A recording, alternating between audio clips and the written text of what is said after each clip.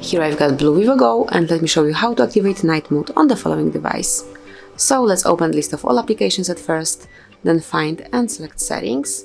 Now go to display and then pick night light. And here you can smoothly activate it by tapping on turn on now. And as you can see now it's active.